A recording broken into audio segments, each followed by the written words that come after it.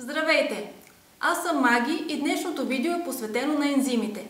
Ензимите това са катализатори от белтъчен произход, които се съдържат във всяка една жива клетка, независимо дали тя е животинска, растителна, дали е микроорганизъм. Всички живи същества живеем благодарение на ензимите. И съответно ензимите са отговорни за всяка една дейност, протичаща в тялото на животното, на човека, на растението. Благодарение на ензимите се появява новата пъпка в растението. Ензимите са отговорни и за превръщането й в лист. Всяка една жизнена дейност и на човека е благодарение на ензимите. В човешкото тяло има над 5000 ензима и е установено, че те се делят на две групи. Една от тях, първата, е тази, която се произвежда от микроорганизмите, които населяват основно нашите черва, а другата част е такава, която се приема отвън с храната. Затова е жизненно важно ние, за да бъдем здрави, да консумираме прясна, свежа, растителна храна. Установено е също така, че хората с много добро здраве имат отлично функциониращ стомашно-чревен тракт. Тоест, от една страна имат достатъчно живи бактерии, полезни, които да образуват тези ензими. От друга страна, те се хранят с такава храна, която подпомага развитието на тези бактерии. А за хората с лошо влошено здраве е характерно, че имат недобре функциониращ стомашно-чревен тракт. Това се дължи на множеството вредни навици, които имат. Като част от тях това са храненето с непълноценна, консервирана храна, приготвена, термично обработена. От друга страна, редовната употреба на алкохол, тютюн, приемането на химически лекарства и така нататък. Затова, за да бъдем здрави, красиви, щастливи, много важно за нас е, разбира се, да се храним с храни богати на ензими. Това трябва задължително да бъдат сурови храни, тъй като ензима има белтъчен произход и при загряване съответно се унищожава. И освен това те да бъдат прясно откъснати. Но в съвременния начин на живот това не е много лесно.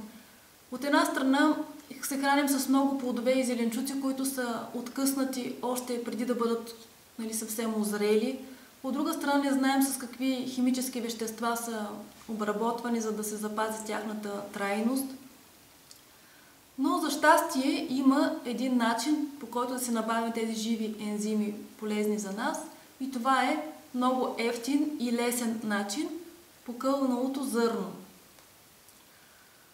В покълналото зърно се извършват множество химични процеси, които активизират точно ензимите и съответно тези ензими разграждат хранителните вещества в зърното, за да го приготвят, за да то да стане лесно достъпно за новото кълнче, като скорбялата или сложните захари се превръщат в глюкоза и фруктоза, мазнините в зърното стават в масни киселини и белтъчините в аминокиселини. По този начин много лесно, бързо и удобно се снабдяваме и с витамини, с минерали, с полезни за нас вещества и с ензими. И днес съм ви приготвила да ви покажа как става от едно сухо зърно покълнало. За целта, разбира се, на първо място ни трябва да накиснем зърното.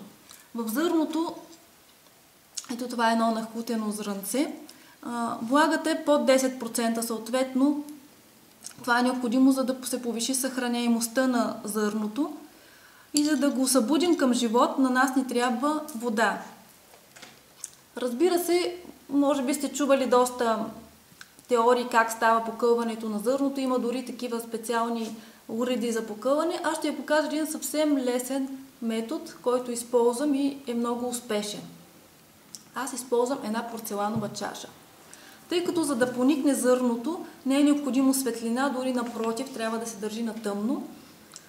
И ако го правите в стъклен буркан, то трябва да покриете самия буркан с някаква кърпа, която да го предпазва от слънчевата светлина. В случай аз използвам направо непрозрачен съд. Слагам зърната вътре в съда, ето тук ви показвам как, и ги заливам догоре с вода. Част от зрънцата независимо дали е пшеница, слънчоглед, нахут в случая, изплуват. Това са, така да се каже, неживи зърнца, които няма да покълнат така или иначе и аз ги изхвърлям. Покривам съда с в началото с една чинийка, в случая чинийката от, да кажем, от чашата и го накисам за една нощ. 7-8 часа са достатъчни. След това изливам водата. Много е важно водата да бъде изхвърлена, тъй като в нея се съдържат вредни вещества. Отделя се фитинова киселина и такива неща, които са вредни за здравето. След което оставям семенцата, покрити с една кърпичка, с хартиена салфетка или от плат. И те са събудени вече за живот. След това в рамките на деня поне 2 пъти гледам да ги промивам с хладка вода, не много студена, разбира се. Като целта на това е от една страна да изплакна метаболитните отпадъци, които се получават по време на покълването на зрънцето, а от друга страна да предпазя развитието на бактерии, гъбички, които, тъй като има топлина и влага, биха се развили. И след 24 до 36 часа аз получавам ето това зърно покълнало. Общо взето, тук имаме над 5 мм кълънче, но при слънчогледа, при пшеницата, дори по-малко да е покълнало зърното е достатъчно, за да може да бъде консумирано. И за, както се казва, няколко часа аз имам жива храна, прясно приготвена, което знам какво съм сложила. Купила съм си семената от хубав магазин Био. Заслужава се да дам малко повече пари за нещо, което действително в не много големи количества ще имам много голям положителен ефект. Ако произведа малко повече, отколкото бих изконсумирала за деня, мога да ги съхранявам до 36 часа в хладилник, но разбира се, желателно е да бъдат ден за ден приготвени семената. През зимните месеци това е един метод, в който мога да се снабдявам с невероятно качествена жива храна, а нямаме достъп, знаете, през зимата до прясно откъснати плодове и зеленчуци. И в действителност, опитайте този метод, ще останете много доволни, ще се промени и вашето здраве, и външния вид, и настроението. Очаквам в коментарите да оставите вашите положителни ефекти от пробата на тези зърнца. До скоро!